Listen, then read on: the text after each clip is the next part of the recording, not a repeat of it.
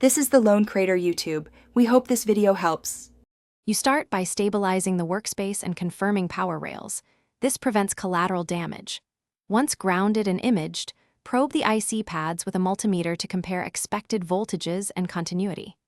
If a rail is missing, trace back to fuse, coil, or capacitor. These are common failures. Make sure to record values and reference the schematic or neighbor components, because that tells you whether the IC failed or a supporting component pulled the rail down. You now remove the faulty network IC, preheat to reduce thermal shock, then apply focused hot air and lift the chip with fine tweezers. Once off, thoroughly clean pads with flux and solder braid. Inspect for lifted pads or vias.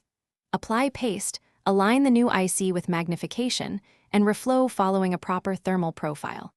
After cooling, remove flux residues and recheck solder joints and continuity. Doing this prevents shorts and ensures stable contacts for RF performance. You finish by powering the board with current limit and watching for proper rail voltages and normal current draw. Abnormal draw means a short or wrong orientation. Once stable, probe key IC signals and RF paths using an oscilloscope and antenna continuity checks to confirm network function. If things go wrong, isolate by swapping nearby passives or a known good IC, reflow suspect joints, and recheck vias. This systematic narrowing quickly.